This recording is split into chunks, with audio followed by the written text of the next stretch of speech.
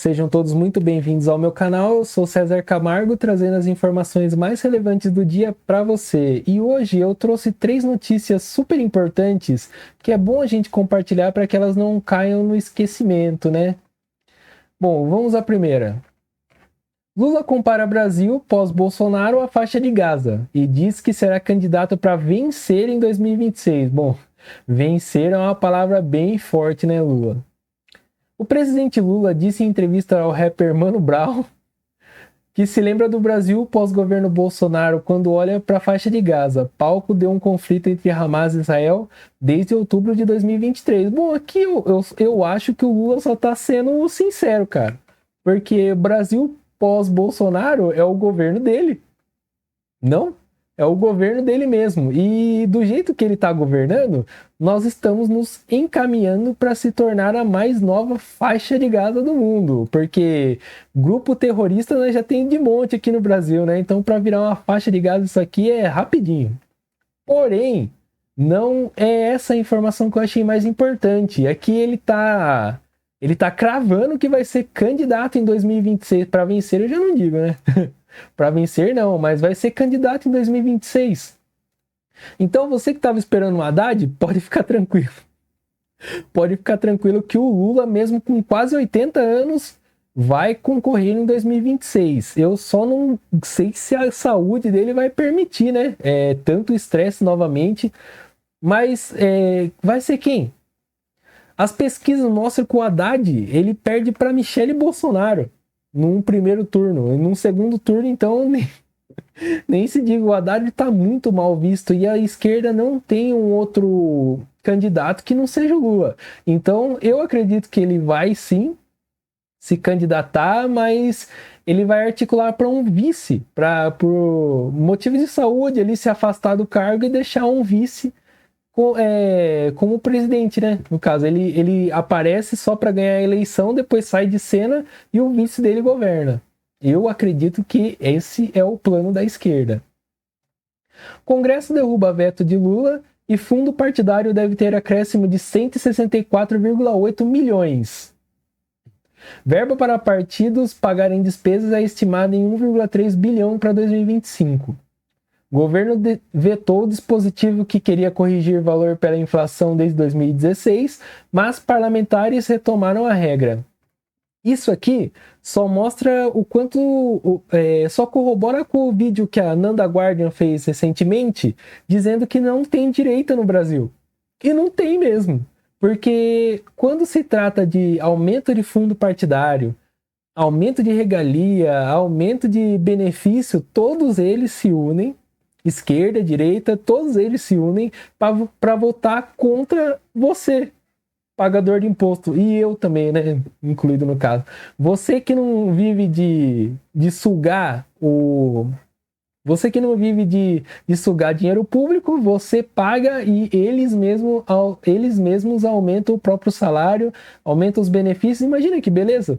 Você poder decidir quando que vai aumentar seu salário, quando vai aumentar seu cartão alimentação, olha que beleza, eles podem, né? Eleições 2026. Entre Michele e Tarcísio, Bolsonaro diz torcer pela esposa, mas isso é óbvio, não? O Bolsonaro não dorme com o Tarcísio, eu acredito que não, talvez sim. Ex-presidente também voltou a dizer que as eleições de 2026 sem que ele concorra é negação à democracia. Bom, a eleição com o Bolsonaro depende muito do STF. E hoje mesmo no vídeo do Ancapsu saiu uma suposta conversa do Xandão dizendo que odeia o Bolsonaro e que quer destruir ele e o entorno dele. Então, Bolsonaro em 2026 vai ser difícil a gente ver. Isso se ele não tiver preso. Bom, vendo por esse panorama, se o Bolsonaro puder concorrer, eu fiz um levantamento das pesquisas de votos. Se o Bolsonaro e o Lula concorrerem, eles ficam em empate técnico de ali mais ou menos 37% para cada. Se o Bolsonaro não puder concorrer, que eu acredito que não vai poder, as pesquisas mostram o Lula ganhando no primeiro turno tanto da Michele tanto do Eduardo Bolsonaro quanto do Tarcísio, até mesmo do Ciro Gomes. O Lula ganhando no primeiro turno e a decisão indo para o segundo turno, na verdade.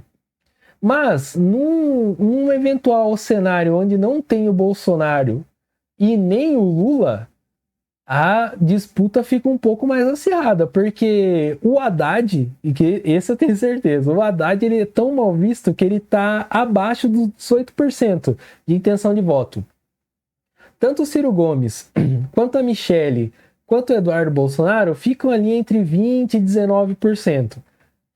Todos no empate técnico também, levando o resultado para o segundo turno. Bom, independente de quem entrar dessa vez, de quais forem os candidatos, eu queria muito, muito, muito que tivesse uma pessoa técnica, uma pessoa instruída na presidência, um economista, por exemplo, como é o Milei na Argentina. O Milei é um economista. E as ações que ele está tomando lá para arrumar a economia do país, a gente pode simplesmente copiar e aplicar aqui no Brasil e melhorar a economia aqui também. Porque o Brasil é um país rico. Se o Brasil não fosse um país rico, esse último escândalo do INSS já teria quebrado tudo, teria quebrado a economia de vez. Mas não, aguentou aí os 93 bilhões que estão falando, porque o país é um país rico.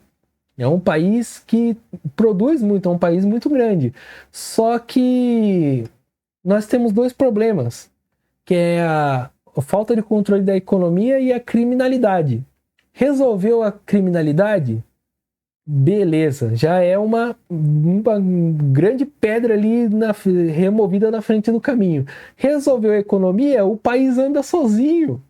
O livre mercado ali vai fazer o país andar sozinho e a gente vai ter um Brasil melhor, enfim. Eu acredito que resolvendo a economia, a criminalidade tende a cair. Porque o que nós vemos são pessoas cometendo pequenos delitos ou furtos e roubos de supermercado, porque não tem dinheiro. Não que isso seja certo, não que eu esteja defendendo. Mas a falta de dinheiro aumenta a criminalidade. É isso que eu tô querendo dizer, tá? Por favor. Mas resolvendo a economia, as pessoas vão ter um pouco mais de dinheiro. Então a criminalidade tende a cair.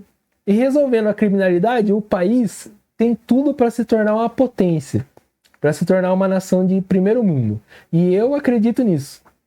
Eu sei que nos tempos atuais, da forma que está o nosso país, do jeito que eles estão levando a coisa, é muito difícil ter esperança, e é mesmo.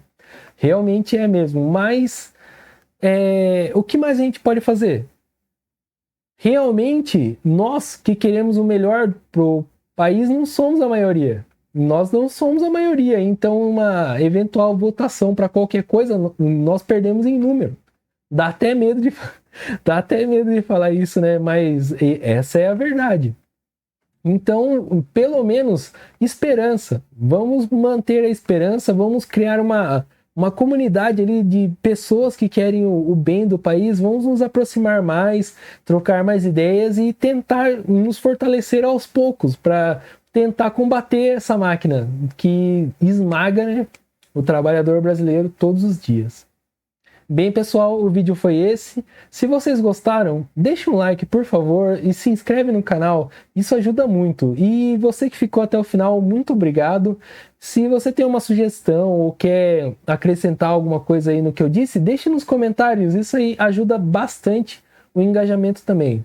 No mais, o vídeo foi esse. Muito obrigado. Até o próximo vídeo e valeu!